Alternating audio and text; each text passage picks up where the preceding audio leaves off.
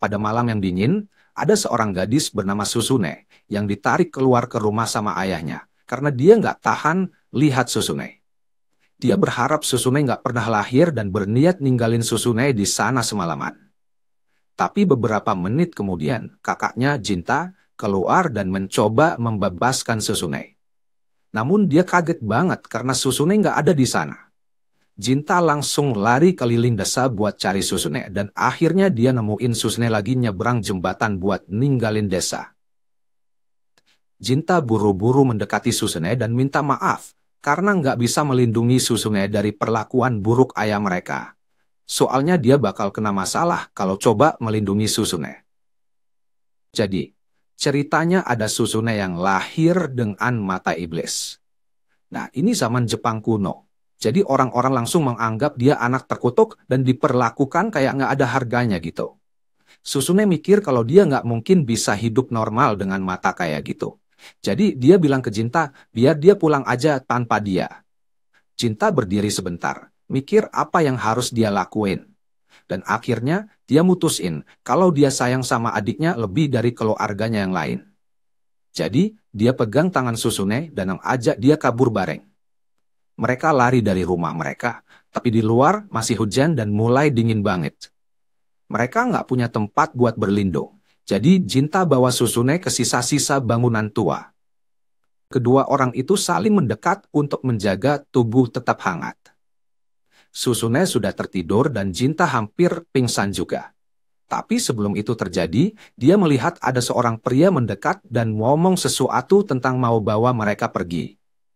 Pas Jinta bangun, dia sadar kalau dia sedang digendong sama pria itu, sementara Susune jalan di sampingnya. Pria itu kelihatan lega banget melihat Jinta akhirnya bangun, jadi dia menurunkan Jinta, dan mereka lanjut jalan sampai tiba di desa pria itu. Desa itu kebanyakan dihuni oleh pandai besi yang jago bikin katana. Jadi semua orang lagi sibuk kerja keras sekarang. Pria itu membawa Jinta dan Susune ke rumahnya. Dan begitu dia membuka pintu, putrinya langsung berlari menyambutnya. Dia senang melihat ayahnya pulang, tapi dia juga penasaran dengan dua anak yang berdiri di belakang ayahnya. Jadi, pria itu bilang ke putrinya kalau Jinta dan Susune akan tinggal bersama mereka mulai sekarang. Dia tanya ke putrinya, apakah dia oke dengan itu? Dan ternyata dia senang banget, karena itu artinya dia punya teman baru buat main bareng. Dia mendekati Jinta dan memperkenalkan dirinya sebagai Shirayuki, dan dia berharap mereka bertiga bisa akur mulai sekarang. Malam itu, Jinta susah tidur, jadi Motoharu tanya apakah ada yang salah. Motoharu lagi bersihin pedangnya, terus Jinta nanya apakah dia seorang samurai. Tapi Motoharu bilang kalau sebenarnya dia seorang penjaga, jadi tugasnya menjaga orang dan tempat penting biar aman. Setelah itu, Jinta dan Susune gabung sama Shirayuki dan Chitose di pinggir sungai.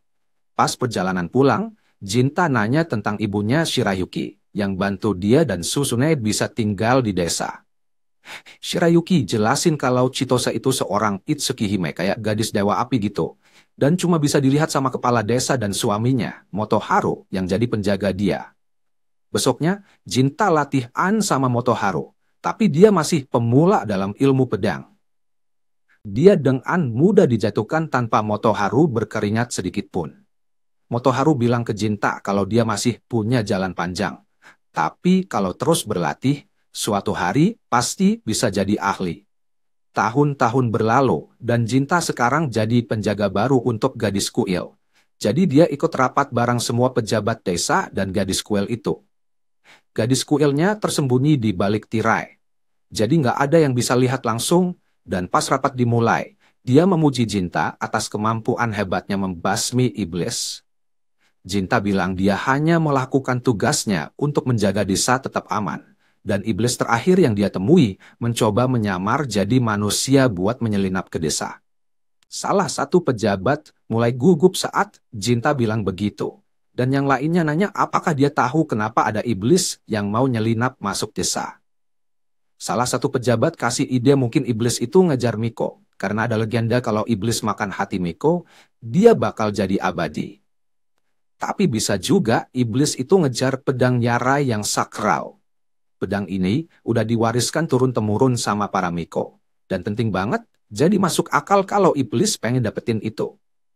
Salah satu pejabat bilang kalau pedang nyarai ini dibikin sama salah satu pandai besi terbaik yang pernah ada. Dan katanya benda itu punya kekuatan mistis. Kalau benar-benar ada iblis yang mengincar pedang nyarai, bisa-bisa seluruh desa dalam bahaya, makanya kepala desa bilang semua orang harus tetap waspada. Tapi Kiyomasa bilang nggak usah khawatir, karena dia dan Jinta yang jaga gadis kuilnya. Tapi dia sendiri merasa Jinta nggak cocok buat tugas ini. Jinta dan Kiyomasa hampir aja bertengkar. Tapi kepala desa dan gadis kuil menyuruh mereka diam. Rapatnya udah selesai, jadi semua orang keluar dari kuil kecuali Jinta, karena tugasnya menjaga gadis kuil. Setelah mereka ditinggal, gadis kuil keluar dari kamarnya, dan ternyata dia adalah Shirayuki. Jinta nanya ke dia, ngapain dia keluar karena seorang gadis kuil seharusnya nggak boleh gampang terlihat begitu aja. Tapi, dia dan Jinta kan udah temenan lama banget. Jadi dia ngerasa nggak perlu pakai formalitas. Dia bilang kalau Susune juga ada di situ. Tapi kuil ini seharusnya nggak boleh dimasukin orang biasa. Jadi sebenarnya Susune nggak boleh ada di sini. Susune kelihatan nggak berubah sama sekali selama beberapa tahun ini. Dan pas Jinta dan Shirayuki bangunin dia seneng banget bisa ketemu kakaknya lagi. Jinta tuh sibuk banget ngelawan iblis sampai-sampai dia jarang banget ketemu sama Susune. Pas akhirnya mereka ketemu, Jinta senang sih, tapi dia juga negur Susune karena dia nggak boleh datang ke kuil itu. Susune bingung kenapa dia nggak boleh ketemu Shirayuki, padahal Jinta bisa ketemu kapan aja. Tapi, ya aturan tetap aturan, jadi Jinta nyuruh Susune pulang ke rumah aja. Setelah Susune pergi, ada orang lain yang balik lagi ke kuil. Dia punya sesuatu yang penting buat dibicarain sama Shirayuki. Jadi dia minta Jinta buat ngasih mereka privasi. Awalnya, Jinta nggak mau, karena tugasnya kan buat jagain Shirayuki. Untuk selalu ada di sampingnya. Tapi Shirayuki bilang ke dia kalau dia bisa libur hari ini. Akhirnya, Jinta setuju dan pulang ke rumah. Sementara itu, di luar desa, ada dua iblis yang mengincar Susune, karena mata iblisnya. Malam itu, Shirayuki diam-diam keluar dari kuil dan ketemu Jinta karena ada sesuatu yang penting yang mau dia bilang.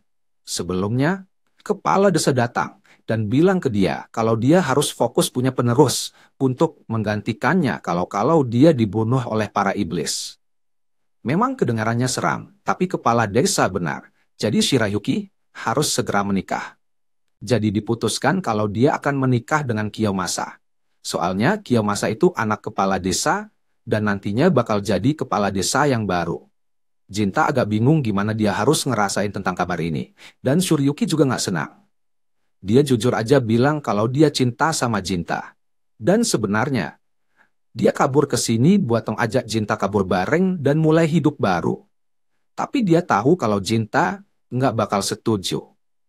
Jinta udah bersumpah buat melindungi desa ini, dan latihan bertahun-tahun supaya kuat dan bisa menjaga desa ini.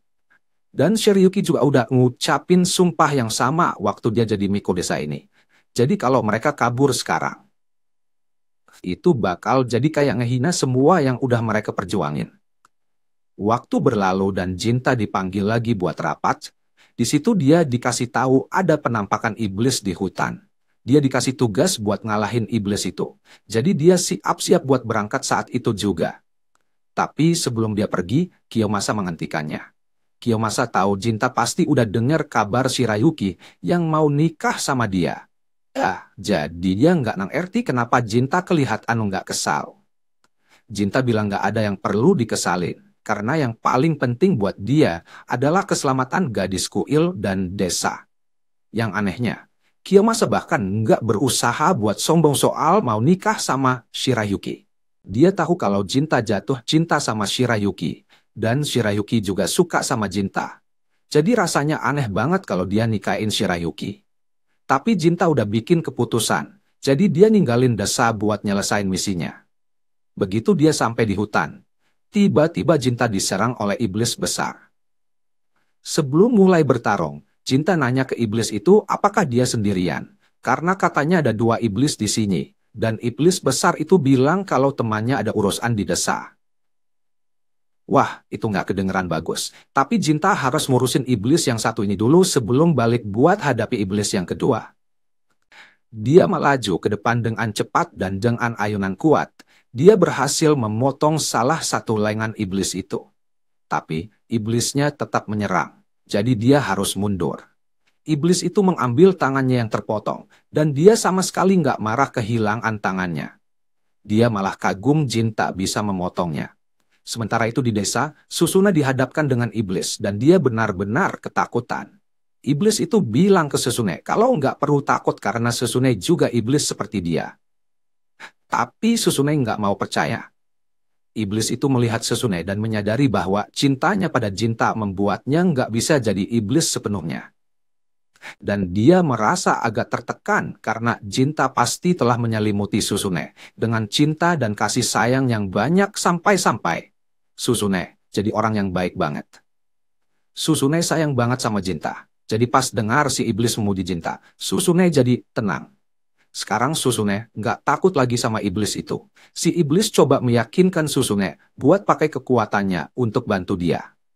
Dia bahkan janji nggak akan nyakitin Susune sama sekali. Dan semua orang tahu kalau iblis nggak bisa bohong. Jadi katanya Susune bisa percaya sama dia. Tapi Susune nolak tawaran itu karena ada kemungkinan iblis-iblis itu bisa nyakitin Jinta. Si iblis cewek nggak bisa menyangkal hal itu. Jadi dia coba cara lain buat meyakinkan Susune dan nunjukin dia sebuah penglihatan. Jadi, dalam penglihatan mereka, Suryuki terlihat lagi siap-siap di kuil buat foto dari belakang. Dan ngelihat ini bikin Susune jadi nggak enak. Bukan karena fotonya, tapi karena yang ngambil foto bukan Jinta.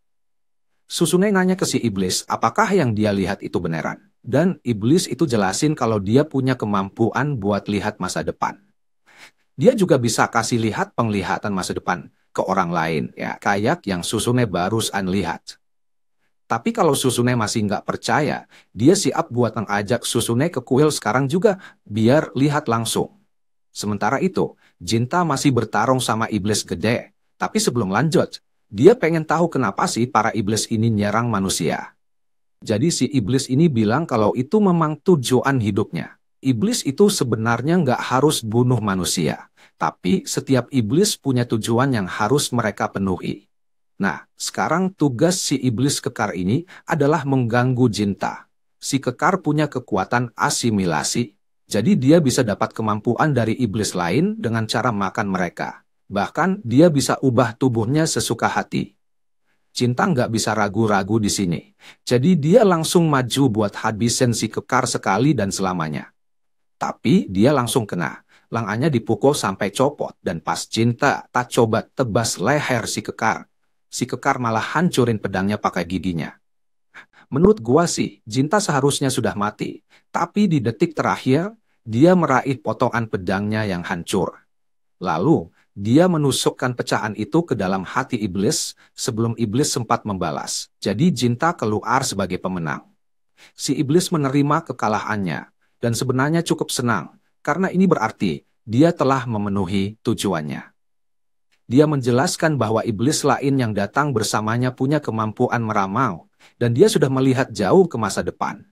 Tepatnya 170 tahun ke depan. Dan menurut visinya, iblis terkuat sepanjang masa tinggal di sini. Itulah alasan mereka datang dari awal. Begitu si iblis nyebut ada iblis yang tinggal di desa, Jinta langsung sadar kalau dia pasti ngomongin Susune. Tapi sebelum dia sempat bereaksi, si iblis bilang mau kasih hadiah buat Jinta sebagai ucapan selamat atas kemenangannya.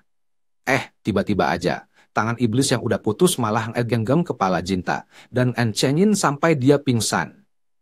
Sementara itu di kuil, Kiyomasa ada di atas Shirayuki. Dia cuma butuh bikin anak sama Shirayuki, jadi dia pengen cepet-cepet berasin semuanya. Apalagi Jinta lagi pergi tugas. Ini waktu yang pas. Kalau Jinta ada di sana, dia harus duduk di luar sambil dengar suara Shirayuki bertepuk tangan, dan Kiyomasa merasa bersalah soal ini. Tapi sebelum ada yang sempat terjadi, gadis iblis itu mendobrak tirai biar Susune bisa lihat ada apa. Dan dia benar-benar hancur. Di saat yang sama, Jinta bangun di hutan. dan entah gimana, tangannya yang hilang udah kembali. Tapi dia nggak punya waktu buat mikirin itu karena Susune mungkin dalam bahaya. Jadi dia langsung lari balik ke desa. Sementara itu, Susune masih mencoba ngerti apa yang baru aja dia lihat. Rasanya nggak tahan lihat Jinta jatuh cinta sama Shirayuki. Tapi Susune rela nerima itu selama Jinta bahagia. Dia bahkan berhenti tumbuh dewasa biar nggak mengganggu hubungan Jinta dan Shirayuki. Tapi sekarang dia tahu kalau Shuriyuki mau nikah sama cowok lain. Ini udah jadi hal terakhir yang bikin Susune meledak dan gak bisa tahan lagi. Dia benar-benar kesal banget karena Shuriyuki ngehianatin cinta Jinta. Dan setelah beberapa kata-kata yang menggoda dari si cewek iblis, Susune mutusin buat bunuh dia. Tiba-tiba kekuatan iblisnya bangkit dan satu ruangan penuh sama asap hitam pas Susune berubah jadi bentuk dewasa. Kiyomasa langsung ambil pedang legendaris dan coba nyerang Susune. Tapi si cewek iblis langsung bikin dia pingsan sebelum bisa berbuat apa-apa. Terus dia bawa tubuh Kiyomasa keluar soalnya ada sesuatu yang mau dia lakuin. Meninggalkan Shirayuki sendirian dengan Susune. Gak lama, Jinta datang ke kuil dan Shirayuki masih hidup, jadi dia langsung lari ke pelukannya. Tapi sedetik kemudian, kepala Shirayuki dipenggal sama Susune. Jinta langsung shock dan gak bisa bergerak karena kaget, dan tiba-tiba Susune muncul di belakangnya sambil pegang kepala Shirayuki. Jinta nanya ke Susune, kenapa dia melakukan hal itu? Terus Susune mulai cerita semua tentang Shirayuki yang mau nikah sama orang lain. Tapi Jinta sebenarnya udah tahu soal itu, dan meskipun dia belum tahu, itu gak kasih Susune hak buat bunuh Shirayuki. Jinta sadar kalau Susune yang dia kenal udah gak ada lagi. Dengan Shirayuki yang sudah meninggal, Jinta nggak punya apa-apa lagi selain kebencian. Tangan iblisnya mulai menyatu dengan tubuhnya, mengubah Jinta, dan sekarang dia melihat Susune dengan tatapan benci. Susune nggak ngerti kenapa Jinta kelihatan sangat membencinya, padahal dia cuma berusaha bikin Jinta senang. Dia jadi berpikir kalau Jinta akan meninggalkannya seperti orang lain, jadi dia memutuskan untuk membunuhnya. Tapi, saat dia menusuk perut Jinta, dia sadar kalau itu hampir nggak melukainya, dan Jinta malah meninju tubuhnya sampai berlubang. Susune berhasil selamat dari pukulan itu. Jadi, Jinta berusaha untuk mengalahkan dia. Tapi, di detik terakhir, gadis iblis itu melompat dan mengorbankan dirinya untuk menyelamatkan Susune. Dia bilang ke Susune untuk pergi dari sana selagi ada kesempatan. Jadi Susune mulai berjalan pergi. Tapi sebelum pergi, dia bilang ke Jinta kalau dia nggak punya apa-apa lagi di dunia ini. Jadi berapapun tahun yang dibutuhkan, dia bakal pastikan untuk menghancurkan semuanya. Dan di hari terakhir, dia bakal kembali untuk menghabisi Jinta karena pada tahun 1850-an. Jinta, yang sekarang dikenal sebagai Jinnya, sudah terkenal banget sebagai pemburu iblis. Suatu hari, dia dipanggil sama orang kaya buat misi khusus.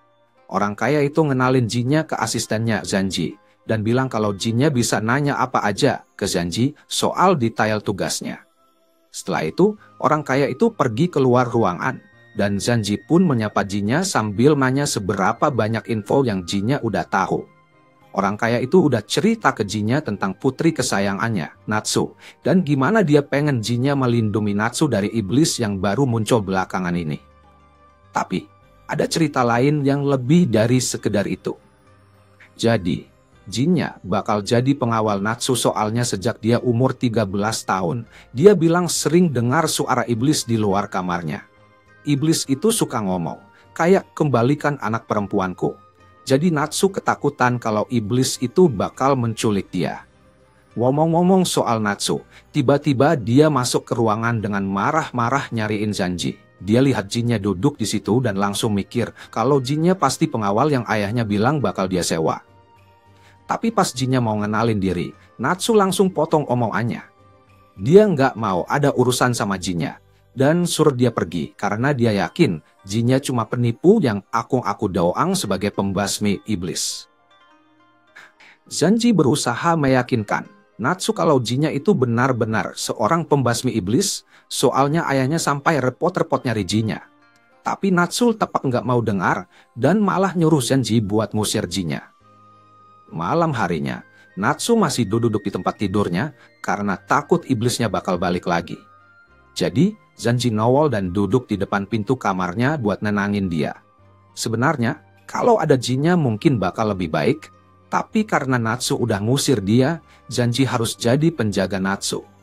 Zenji juga nggak yakin seberapa bergunanya dia kalau harus lawan iblis.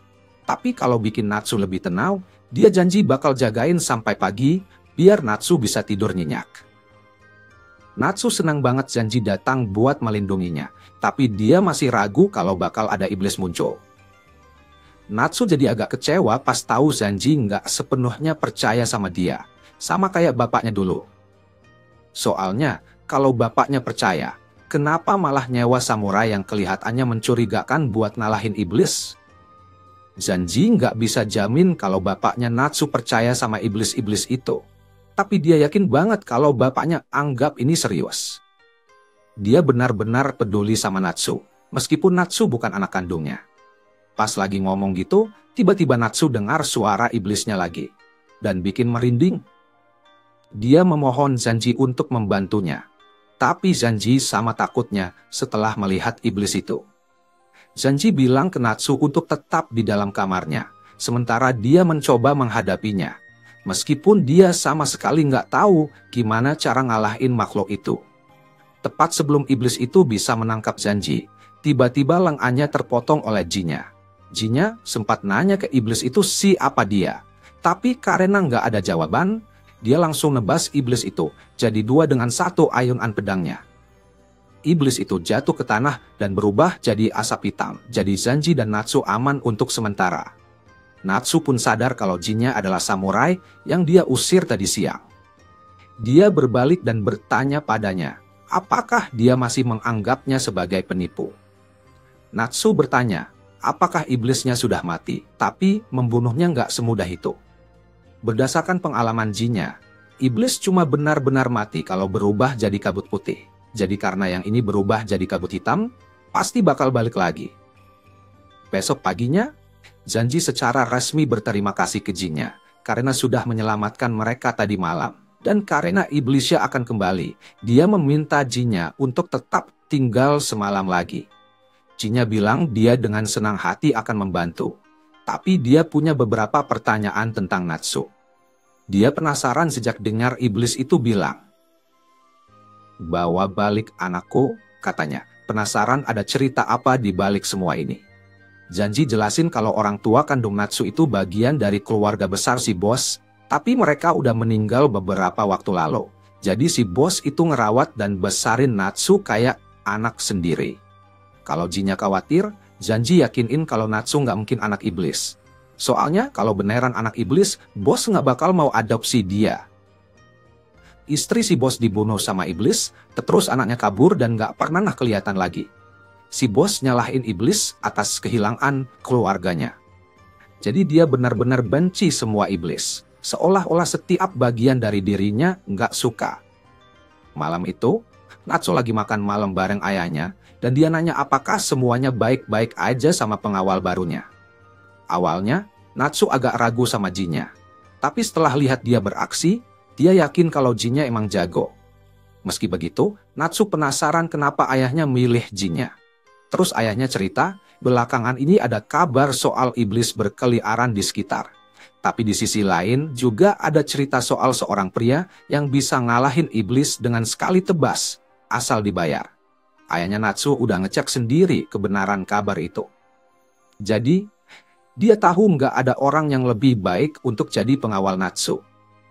Natsu senang banget karena ayahnya benar-benar serius waktu dia cerita tentang iblis itu. Cinta ayahnya adalah hal yang paling penting buat Natsu. Sejak diadopsi, Natsu bahagia banget. Tapi di sisi lain, dia juga terus diganggu sama gosip-gosip jahat orang-orang tentang dia. Malam itu, Zenji dan Jinya duduk di luar kamar Natsu sesuai rencana. Tiba-tiba Natsu keluar dan minta Jinya kasih tahu namanya. Karena sebelumnya dia nggak kasih kesempatan buat kenalan. Ayahnya Natsu kayak punya pandangan bagus tentang Jinya. Dia udah mutusin buat percaya sama dia juga. Jinnya bisa lihat kalau Natsu sayang banget sama ayah angkatnya Juso. Wajar sih, soalnya Juso yang ngurusin dia dan kasih tempat tinggal, jadi Natsu benar-benar bersyukur sama dia. Pas lagi ngobrol, Jinnya nanya soal rumor yang dia dengar tentang anak Juso yang hilang. Tapi begitu dia sebut itu, Natsu langsung teriak kalau dia nggak tahu apa-apa. Jelas banget ini topik sensitif buat Natsu, jadi Jinnya milih buat enggak ngebahas itu lagi, biar Natsu nggak kesal.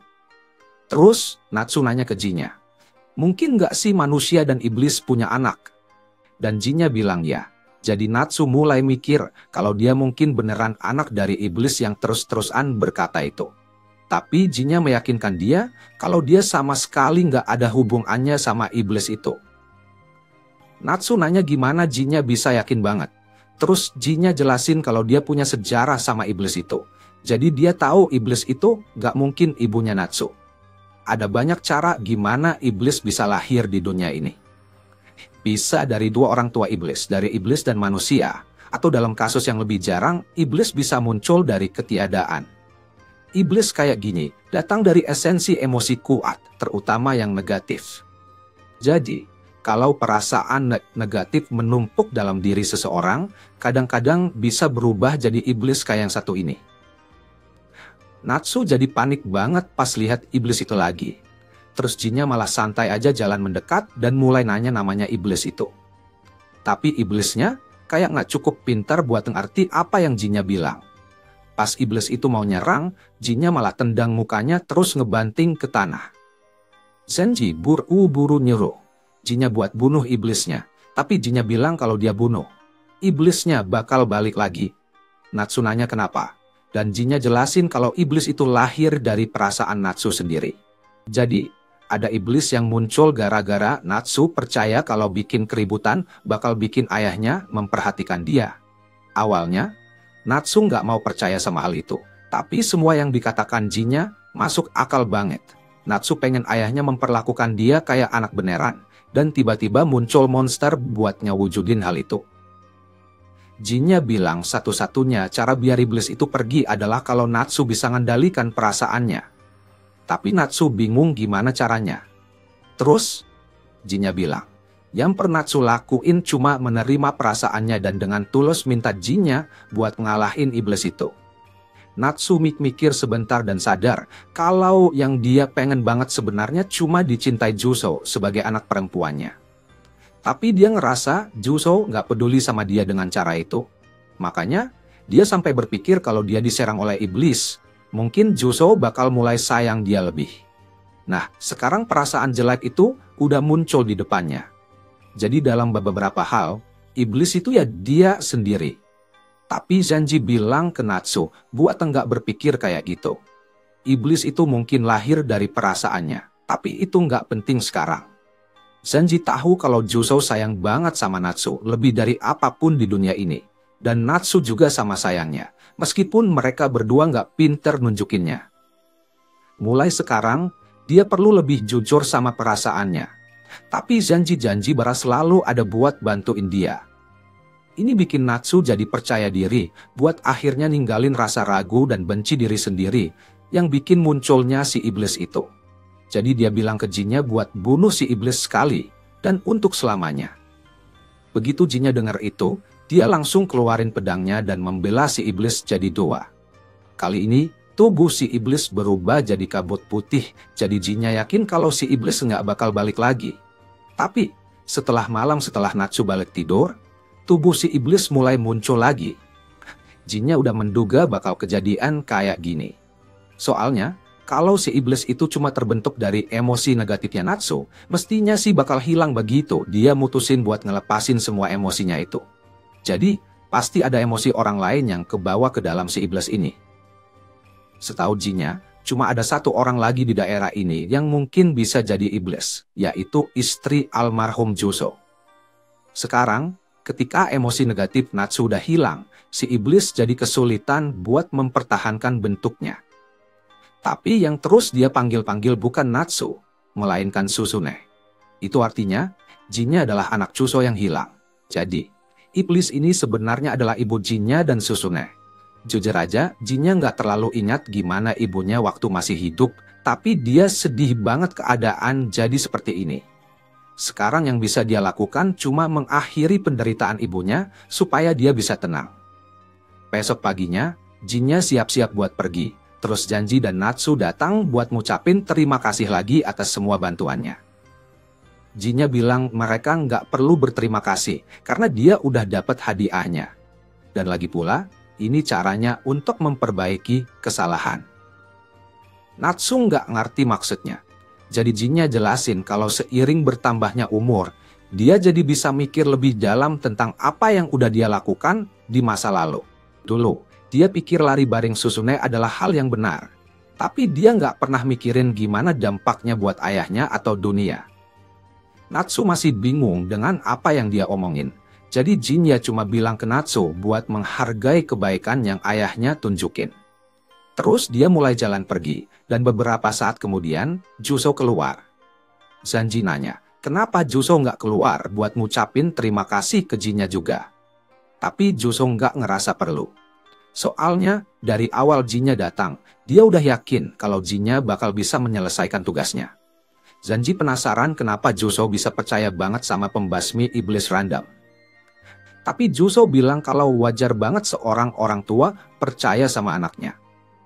Yang lain masih belum tahu kalau jinnya itu anaknya Juso, dan Juso juga nggak mau jelasin ke mereka. Jadi dia nyuruh Zanji buat balik kerja, kalau nggak dia bakal kena turun pangkat. Zanji nggak mau itu terjadi, jadi dia langsung pergi buat kerja. Juso juga mau pergi, tapi sebelum itu, Natsu punya sesuatu yang mau dia omongin. Dia nanya ke Juso, apakah ada yang bisa dia lakukan buat bantu. Juso penasaran kenapa dia nanya gitu. Natsu bilang kalau jinnya ngomong dia harus balas kebaikan Juso.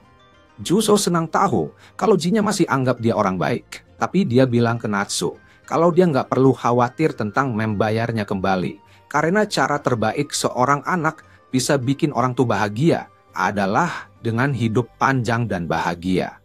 Cerita terus berlanjut ke tahun 1853 dan kita lihat jinnya lagi nungguin soba di warung soba. Anak perempuan pemilik warung nganterin soba dengan selamat ke jinnya, dan ayahnya senang lihat kalau dia udah mulai bisa. Si pemilik bilang ke jinnya kalau akhir-akhir ini ada kabar tentang pembunuh berantai di jalanan, jadi dia khawatir sama keselamatan anak perempuannya. Dia berharap Kaisar bisa lebih bertindak, tapi jinnya ngingetin dia buat hati-hati ngomongnya, dan si pemilik setuju karena dia gak mau warungnya keburu ditutup baru 10 hari buka. Dia bilang kalau dia dapetin tempat ini murah dari pemilik sebelumnya, dan dia penasaran kenapa jinnya udah 5 hari makan di sini, padahal warung mereka sepi banget. Anak perempuannya bilang kalau dia bakal bikin satu-satunya pelanggan mereka kabur, tapi dia bilang kalau mereka cuma lagi ngobrol-ngobrol aja, terus dia ganti topik, nanya ke jinnya gimana rasa sobanya. Jinnya bilang gak jelek sih, cuma biasa aja, dan si pemilik bilang dia cuma koki yang bikin soba karena passion, bukan karena bakat. Jinnya penasaran, kenapa dia tetap buka warung. Dan si pemilik bilang kalau dia punya alasannya sendiri. Setelah itu jinnya bayar. Dan si pemilik mikir kalau jinnya kayaknya punya uang lumayan buat ukuran Ronin. Jinnya bilang kalau dia kerja buat tepet uang, ngebasmi iblis gitu. Dan si pemilik ngira jinnya bercanda. Tapi jinnya langsung aja pergi. Si pemilik nahan jinnya, bilang kalau menurut rumor tadi, si pembunuh itu nggak pakai pedang. Dan semua korban ditemukan tubuhnya hancur berantakan. Lebih aneh lagi, jumlah mayatnya nggak sesuai, dan jumlah orang yang hilang lebih banyak dari mayat yang ditemukan. Semua orang percaya ini kerjaan iblis, dan dia penasaran di mana si pembunuh muncul. Si pemilik bilang mereka muncul di daerah Itobashi, dan anak perempuannya minta jinnya hati-hati di luar sana. Jinnya bilang kalau dia bukan anak kecil, dan malamnya kita lihat dia nunggu di jembatan, berharap iblis bakal muncul malam ini. Tapi, iblis gak muncul, dan jinnya coba pergi, tapi tiba-tiba dia dengar teriakan seorang wanita, dan dia langsung cek. Begitu sampai, dia lihat mayat beberapa pria yang hancur, dan dia nggak nemuin iblis di mana-mana. Dia bingung siapa yang teriak tadi, soalnya nggak ada wanita di sana, dan dia coba cari-cari di sekitar, tapi tiba-tiba dia diserang iblis yang nggak kelihatan. Untungnya dia bisa menghindar, dan waktu iblis nyoba nyerangnya lagi, jinnya berhasil menangkis serangannya. Iblis itu lalu menyerangnya dari belakang, dan berhasil melukainya. Dia lalu mengubah tangannya untuk melawan iblis itu. Untungnya nggak ada yang lihat kejadian ini. Si iblis nyerang lagi, tapi jinnya berhasil mecahin pedangnya. Si iblis nyoba kabur, tapi kena serang. Jinnya manggil dia, si pembunuh. Si iblis langsung muncul, dan jinnya nanya siapa namanya. Kalau nggak mau ngasih tahu, dia bakal nebas. Si iblis ngaku namanya Mosuke. Jinnya mau ngeluarin serangan pamungkas, tapi si Mosuke bilang dia nggak mau berantem. Jinnya berhenti, bingung kenapa dia nyerang. Ternyata Mosuke kira jinnya si pembunuh berantai. Ada kabar burung kalau pembunuhnya iblis. Mosuke ikutin bau iblis dan nemu jinnya. Dia kira jinnya si pembunuh, tapi pas denger jinnya manggil dia si pembunuh, dia jadi bingung dan akhirnya muncul. Jinnya penasaran kenapa iblis ngejar pembunuh berantai, dan Mosuke ngajak ngobrol di tempat lain biar nggak ada yang lihat. Ceritanya lanjut di rumah Mosuke, dan kelihatan Mosuke sekarang kayak manusia. Dia jelasin kalau iblis makin tua, mereka pilih jadi kayak manusia dan hidup di tengah masyarakat. Iblis nggak bohong, tapi mereka suka nyimpen rahasia. Dan itu juga berlaku buat jinnya. Mosuke nyuguhin minuman murah, bilang nggak usah khawatir, nggak ada racunnya. Jinnya bilang racun juga nggak bakal cukup buat bunuh dia. Dia minum, dan Mosuke cerita kalau dia cuma orang kampung yang tinggal di rumah gang sempit. Dianya tahu kalau sebenarnya dia iblis yang bisa benar-benar nyembunyiin keberadaannya, dan si iblis jelasin kekuatannya bisa menghilang. Dia salah satu iblis hebat yang udah hidup 100 tahun, dan jinnya nggak percaya kalau dia lemah. Dijelasin kalau mereka disebut hebat karena kemampuan spesialnya, bukan karena kekuatan fisik. Bahkan di antara iblis hebat ada yang lebih lemah dan lambat dari yang biasa, dan dia termasuk yang itu. Jinnya sadar kalau dia bilang dia bukan pembunuh berantai, dan Mosuke tahu jinnya juga bukan. Jinnya mutusin buat percaya dia, tapi penasaran kenapa nyerangnya langsung kalau dia kira dia si pembunuh. Mosuke bilang itu karena dendam, nanya apakah jinnya pernah dengar soal orang-orang yang hilang. Jinnya bilang dia pernah. Bahkan udah ngecek sendiri kalau itu benar, karena dia dengar teriakan cewek, tapi nggak nemu tubuhnya. Mosuke cerita kalau korban yang dibunuh di tempat cuma cowok, sedangkan cewek diculik. Jinnya penasaran gimana dia bisa yakin, terus Mosuke bilang kalau iblis itu nyulik istrinya. Namanya Hatsu, dia manusia yang baik hati. Dia nggak masalah sama hubungan mereka meskipun dia manusia, dan beberapa minggu yang lalu Hatsu tiba-tiba menghilang tanpa jejak. 10 hari kemudian, tubuhnya ditemukan dekat Sungai Kanda, dan polisi yang diajaknya bicara bilang kalau Hatsu diperkosa dengan keji. Hatsu ini cewek yang baik banget, ramah sama semua orang, bahkan sama dia, yang setengah iblis ini. Hatsu sama sekali nggak pantas dapat akhir hidup yang mengerikan kayak gini. Dia sih nggak terlalu suka sama manusia, tapi dia beneran sayang sama Hatsu. Dia cuma punya rasa benci buat monster yang ngerampas Hatsu dari hidupnya dengan cara bejat itu. Dan dia pengen banget balas dendam dengan tangannya sendiri. Dia minta jinnya buat mundur, dan biar dia aja yang urus ini, tapi jinnya nggak mau. Mosuke nanya kenapa, dan jinnya bilang kalau ngebasmi iblis ya, kerjaannya. Mosuke paham, terus putusin buat kerja sama bareng jinnya buat nangkap si iblis itu, tapi dia harap jinnya ngasih dia kesempatan buat ngakhiri semuanya. Jinnya nanya apakah balas dendam beneran jadi tujuan Mosuke, dan Mosuke jadi mikir apakah jinnya nggak percaya sama dia. Jinnya bukannya nggak percaya, tapi dia mikir kalau Mosuke bakal ambil nyawa, entah pelakunya manusia atau iblis. Dia harap Mosuke udah siap buat tanggung jawab berat ini, dan Mosuke bilang lagi kalau iblis nggak pernah bohong, termasuk soal perasaan mereka. Jinnya mutusin buat kerja sama-sama Mosuke, dan malam berikutnya, kita lihat mereka berdua nyari info soal pembunuhnya, tapi mereka nggak dapat apa-apa meski udah nanya ke banyak orang. Mereka nggak senang, tapi tahu kalau mereka harus terus nyari. Setelahnya, kita lihat mereka santai-santai sambil minum sake di rumah Mosuke. Dan Mosuke nanya jinnya kenapa dia berburu sesama iblis. Dia jelasin kalau salah satu alasannya itu duit, karena banyak manusia yang benci sama iblis dan pengen ngancurin mereka. Dia minta duit banyak dari mereka buat ngurus iblis-iblis itu, tapi Mosuke nggak percaya kalau jinnya tipe orang yang bunuh tanpa alasan kuat. Dia nanya lagi soal alasan lainnya, dan jinnya bilang kalau dia ngumpulin kekuatan, karena dia punya misi buat menghentikan iblis tertentu.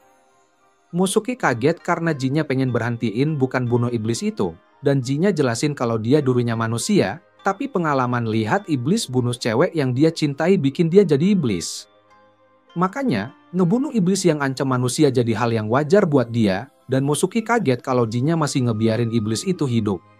Jinnya bilang dia nggak bisa mutusin sampai dia ketemu langsung sama iblis itu, dan untuk sekarang dia cuma butuh kekuatan. Mosuke mikir kalau ini rumit banget, dan jinnya bilang kalau dia cuma lemah. Dia nanya ke Mosuke mau ngapain setelah balas dendam.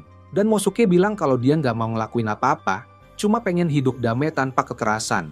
Dia nggak mau diburu manusia, atau harus lawan sesama jenisnya, dia cuma pengen hidup tenang. Dia berharap kalau dia bisa hidup tenang dengan istrinya tapi sudah tidak bisa. Jadi, dia bilang bakal balik lagi, jadi orang yang nggak dikenal setelah dia balas dendam. Dia bakal urusin makam istrinya, dan Jinnya ingat kalau sebelumnya Mosuke bilang kalau dia bukan tipe yang ngelakuin sesuatu tanpa alasan bagus, tapi dia bilang itu nggak benar, karena dia kebawa sama kebencian gak jelas buat adik perempuannya sendiri. Besoknya, kita lihat dia lagi makan soba di kedai soba, dan anak perempuan pemilik kedai nanya ke dia, apakah dia udah nemuin si pembunuh. Dia bilang belum lancar-lancar aja, dan pemilik kedai mikir, kalau cari nafkah itu benar-benar bikin pusing. Jinnya setuju, dan dia bilang kalau dengan pelayan secantik Ofu, harusnya banyak yang ngantri di depan pintu mereka. Dia mikir orang-orang di Edo pasti sibuk banget, dan pemilik kedai senang dengar dia bilang anaknya cantik. Jinnya yakin kalau 8 dari 10 orang pasti setuju, dan pemilik kedai mikir kalau Jinnya punya selera bagus, tapi Ofu minta ayahnya jangan keburu-buru. Dia ngingetin kalau dia belum pernah pacaran seumur hidupnya, mikir ini kesempatan bagus buat dia, tapi dia minta ayahnya jangan bikin Jinnya canggung, bilang dia bakal pergi dari rumah sendirinya nanti. Dia minta ayahnya kasih dia waktu sedikit lebih lama jadi anak perempuan dia sampai saat itu, dan dia ngerti. Terus dia minta maaf ke Jinnya soal ini, dan Jinnya nggak masalah. Dan ngomong kalau dia punya ayah yang baik. Dia bangga sama ayahnya, dan dia penasaran apakah ayah Jinnya nggak begitu. Jinnya jelasin kalau dia punya adik perempuan, dan ayahnya nggak pernah ngasih perlakuan baik, sering mukulin sambil bilang kalau adiknya nggak pantas ada di keluarga. Makanya, dia bawa adiknya kabur dari rumah, tapi itu udah lama banget. Dia nanya apakah Jinnya benci ayahnya, tapi Jinnya enggak, karena dia ngerti kenapa ayahnya merasa begitu. Malamnya kita lihat dia lagi nyari si pembunuh bareng Mosuke, tapi nggak ada tanda-tanda, dan Mosuke bilang udah lama nggak ada yang lihat si pembunuh, jadi nggak bisa nyari sembarangan. Terus dia lihat Ofu berdiri di dekat pohon, dan Jinnya bilang kalau dia anak perempuan pemilik kedai soba yang sering dia datangi. Mosuke bilang gak baik buat dia di luar malam-malam begini, dan Jinnya pergi ke dia. Dia nanya Jinnya ngapain sendirian di sini, dan Jinnya lihat Mosuke udah ngilang, ngebisikin supaya Mosuke jagain Ofu, karena bakal bahaya kalau dia jadi korban si pembunuh, terus dia pergi. Jinnya nanya ke Ofu ngapain dia di sini malam-malam, dan dia bilang dia cuma mau lihat bunga sakura. Jinnya bilang itu bukan bunga sakura, itu pohon dedalu, tapi Ofu bilang itu bukan. Itu namanya dedalu salju. Itu sebenarnya bukan dedalu biasa, tapi masih satu keluarga sama bunga sakura. Sebenarnya itu bunga sakura juga loh. Tanaman itu kayak pohon dedalu gitu, tapi sebenarnya bukan dedalu. Akhirnya, sebenarnya bukan keduanya, dan Jinnya mikir, kalau tanaman ini kasihan banget. Ofu sih masih takjub, menurut dia tanaman ini cantik. Meskipun bukan dedalu atau sakura, bunganya tetap mekar cantik banget. Dia gak bilang ngerti banget perasaan tanaman itu, tapi dia mikir tanaman itu gak ngerasa sedih. Kalau iya, ngapain juga setiap tahun buahnya mekar kan? Jadi kayaknya gak butuh dikasihani juga deh. Bunga ini bakal mekar tiap musim semi, gak peduli orang-orang nyebutnya apa. Dan dia sadar, ini cara hidup si bunga. Jinnya bilang ke Ofu, yuk kita pulang, ayahmu pasti khawatir. Ofu ngerti. Pas lagi jalan pulang, Ofu bilang ke Jinnya, kalau dia terlalu murung dan pendiam, mending berhenti dah gaya-gayaan begitu. Ofu nyuruh dia buat lebih banyak bersenang-senang dalam hidup. Tapi Janannya jawab, kalau dia nggak bisa ikutin saran Ofu, soalnya tujuan hidupnya itu segalanya buat satu tujuan. Tiba-tiba, Ofu lihat semak bunga di pinggir jalan dan langsung semangat cerita ke Jinnya tentang bunga itu. Terus dia lanjut ngomongin tanaman lain, tapi Jinnya udah tahu banget tanaman itu. Batangnya bisa direbus buat jadi obat sakit perut. Dan dia cerita kalau di desanya dulu, dia punya temen yang suka banget makan permen sampai harus bikin obat itu buat temennya secara rutin. Senyum lembut muncul di wajahnya saat dia mengingat waktu yang dihabiskan bersama teman masa kecilnya, dan Ofu langsung membahas pernyataan sebelumnya tentang bagaimana dia merasa tidak bisa bersenang-senang karena tujuannya. Ofu bilang kalau sebenarnya dia punya hal-hal yang dia nikmati dalam hidup dan kenangan yang dia suka, jadi seharusnya dia tidak menghindari hal-hal baik dalam hidupnya hanya karena ada misi. Tidak lama setelah itu, mereka sampai di rumah Ofu, dan lampu masih menyala. Jinnya mengucapkan selamat malam dan bilang kalau Ofu harus cerita tentang bunga-bunga itu di lain hari juga, tapi mungkin saat matahari masih bersinar. Begitu Ofu pulang, tiba-tiba Mosuke muncul di belakangnya, bilang kalau dia anak baik. Jinnya kaget banget karena orang usil ini ngikutin dia padahal tadi bilang mau kasih privasi. Mosuke cuma ketawa kecil, terus pergi buat nyari pembunuh berantai. Malam berikutnya, pas Jinnya lagi nunggu di jembatan, ada orang mabuk dan cewek cantik lewat di depannya. Cewek itu terpesona banget sama wajah ganteng Jinnya sampai gak lihat ada monster di depan orang mabuk itu, sampai orang malang itu tertebas. Dia jatuh ke tanah dan teriak pas lihat monster mirip serigala. Tapi Jinnya siap buat ngelawan. Si iblis loncat ke arah Jinnya, tapi Jinnya dengan gampang menangkis serangannya dan mengarahkannya ke samping. Cewek itu panik, nanya apa yang sebenarnya terjadi di sini, tapi Jinnya cuma bilang buat diam di belakangnya kalau mau selamat. Iblis mulai nyerang lagi, Jinnya nahan serangannya, tapi terus terdorong ke samping. Si iblis langsung nyerang cewek itu, untungnya Mosuke datang tepat waktu dan nyelamatin dia. Jinnya langsung nyerang balik si iblis, tapi dia nggak bisa tembus kulit tebalnya. Si iblis kabur, lompat-lompat di udara. Jinnya minta maaf ke Mosuke karena membiarkan iblis itu pergi, tapi Mosuke ngerti kok karena mereka nggak nyangka kalau bakal sesusah itu. Mosuke putuskan buat ngikutin iblis itu dan cari tahu kemana perginya, tapi Jinnya minta jangan dilawan kalau ketemu. Tiba-tiba, cewek itu dengan sombongnya bilang ke Jinnya kalau dia harusnya bersikap seperti pria sejati dan bantu dia berdiri. Jinnya dengan dingin nurut aja biar nggak ada yang bawel, tapi pas cewek itu nanya apakah Jinnya nggak ingat sama dia, Jinnya sadar kalau mukanya memang familiar. Dia sadar kalau itu Natsu yang udah tumbuh banyak dalam 3 tahun ini. Natsu seneng banget karena dia masih ingat. Terus Natsu protes kalau Jinnya sama sekali nggak berubah. Dia sadar kalau dia Shamantimu pas kalau itu Natsune. Kalau itu Negiwala sama penuaan. Natsu jadi iri mewakili semua cewek di dunia. Dia sadar kalau itu Neti, kalau itu Ne Adlekta itu Ne Bunyar, kalau itu Ne Atato Nunenya Adia Sanggen. Dia sadar atau Natsune Eiter Janlia Sabili. Dia Samantimo pas kalau itu nasanya Adia Sabili yaitu Ne Eitenatu Neiti kalau Tsu Eti Kialan Jalan Malang. Natsu jawab kalau dia baru aja nganter paket penting buat salah satu pelanggan tetap mereka. Jinnya bilang kalau Natsu udah banyak berubah, sekarang senyumnya jadi lebih natural. Natsu tersanjung banget dengar pujian itu. Tiba-tiba, pelayan bernama Zenji muncul di belakangnya, bikin dia kaget banget. Terus Zenji mulai nanya ke Jinnya apakah ada semacam kisah romantis antara dia dan Natsu. Jinnya bilang kalau cewek itu baru aja diserang sama pembunuh berantai, dan Zenji langsung teriak-teriak kayak orang panik pas mereka tunjukin mayatnya. Zenji nyuruh Natsu buat telepon polisi, tapi Natsu bilang kalau polisi nggak bisa ngapa-ngapain lawan iblis, jadi mendingan serahin ke Jinnya aja. Jinnya mutusin buat pergi karena Zenji bisa nganterin Natsu sekarang, dan dia bilang kalau mereka butuh bantuannya, bisa kontak warung misoba. Tiba-tiba, Zenji ingat ada gosip soal kuil di dekat situ yang pendetanya baru saja meninggal, dan sekarang orang-orang bilang ada iblis di sana. Di saat yang sama, Mosuke lagi nyari iblis serigala, pas dia lihat iblis itu terbang bawa kabur seorang wanita. Ngelihat wanita tak berdaya di cengkeraman iblis bikin Mosuke ingat nasib istrinya, dan karena marah, dia lupa semua soal nggak nyerang iblis itu. Dia kejar iblis itu dengan niat buat bunuh dan sampai di kuil yang sama yang Zenji ceritain ke Jinnya. Dia jadi nggak kelihatan dan masuk ke kuil di mana iblis itu lagi makan wanita. Mosuke sekarang cuma mikirin balas dendamnya aja dan langsung lari nyerang si iblis dengan pisau di tangan. Tapi, si iblis ngerasain diet jahat Mosuke dan malah nyerang balik bikin luka gede di sisi tubuhnya. Iblisnya cuek aja setelah ngasih luka parah dan balik lagi nikmatin camilannya. Mosuke mulai merasa sedih karena dia bakal mati tanpa sempat balas dendam. Terus, Jinnya datang ke kuil dan langsung lari ke Mosuke pas lihat dia terluka parah. Mosuke bilang ke Jinnya kalau si iblis baru aja ada di sini beberapa menit yang lalu, dan dia sedang makan seorang wanita. Jinnya yakin kalau itu adalah iblis yang sama yang membunuh istrinya, tapi Jinnya mulai ragu setelah mendengar kalau iblis itu sedang makan wanita. Mosuke memberikan pisaunya ke Jinnya, bilang kalau pisau itu dibuat di desa Kandono, tempat asal Jinnya, dan katanya pisau itu ampuh banget lawan iblis. Dia minta Jinnya buat bunuh iblis itu pakai pisau tersebut supaya dia bisa ikut balas dendam. Jinnya setuju buat melakukannya dan kemudian minta Mosuke buat kasih kekuatannya karena dia bakal butuh. Mosuke dengan senang hati setuju dan kemudian Jinnya pakai tangan iblisnya buat melahap Mosuke sepenuhnya. Saat kekuatan Mosuke masuk ke tubuhnya, Jinnya juga melihat ingatan Mosuke tentang bagaimana dia selalu dikejar-kejar oleh iblis lain, Jadi dia memutuskan untuk hidup sebagai manusia.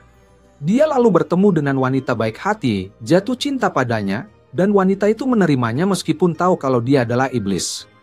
Begitu ingatan itu memudar, Mosuke akhirnya berubah jadi debu dan hilang, dan jinnya memutuskan untuk membalas dendam untuk Mosuke dan istrinya. Di sisi lain, iblis itu membawa wanita lain ke sarangnya, dan mulai memakannya. Iblis itu berbicara pada dirinya sendiri, mengatakan bahwa saat ia mulai sadar, ia sudah menjadi monster, dan satu-satunya hal yang ia tahu adalah harus pulang tanpa tahu di mana rumahnya. Naluri dasarnya bilang untuk membunuh manusia dan memakannya, dan itu yang dia lakukan. Tapi ternyata, dia belum puas.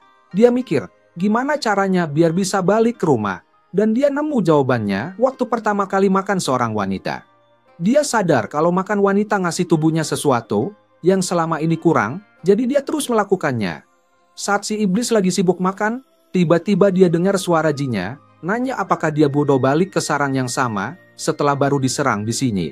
Si iblis berbalik buat lihat siapa yang datang, tapi jinnya lagi nggak kelihatan sekarang. Dia lari ke arah monster itu, memotong tangan monster dengan bersih tanpa ketahuan. Monster itu menjerit kesakitan dan mencoba menyerang dengan menebak posisi jinnya cuma pakai insting. Jinnya menghindar dari semua serangan, dan dia yakin kali ini bakal menang. Dia matikan mode tak terlihatnya, dan pakai lengan monster untuk menambah kekuatan, memenggal kepala monster itu dengan sekali tebas pedangnya. Kepala monster jatuh ke tanah dan mulai bergerak kesakitan, tapi jinnya belum selesai. Dia bilang pembunuh berantai yang terkenal itu membunuh pria di tempat dan menculik wanita. Makanya jumlah orang hilang, dan mayat yang ditemukan tidak cocok. Kalau dipikir-pikir, itu masuk akal karena iblisnya juga membunuh pria di tempat dan membawa wanita ke sini buat dimakan. Tapi, istri Mosuke ditemukan di sungai, dan kalau memang diculik sama iblis, harusnya dimakan juga. Dia pengen tahu apa yang sebenarnya terjadi, dan nanya ke iblis itu maunya apa.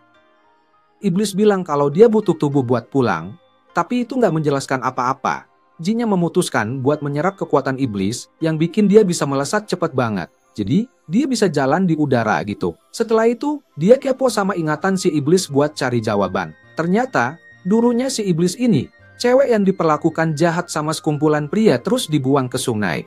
Cewek itu pengen pulang, tapi gak bisa balik ke suaminya dengan kondisi tubuh kayak gitu. Jadi dia mulai pengen tubuh yang bagus pas dia tenggelam dan berubah jadi iblis. Pas cewek itu nyebut nama Mosuke di ingatannya, jinnya sadar kalau iblis yang Mosuke mau bunuh itu ternyata istrinya sendiri.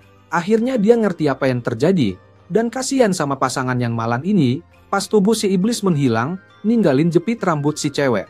Setelah itu, pembunuhan berhenti, tapi misi jinnya belum selesai. Dia menemukan orang-orang yang menyerang istri Mosuke saat mereka merencanakan target berikutnya. Jinnya melukai mereka parah.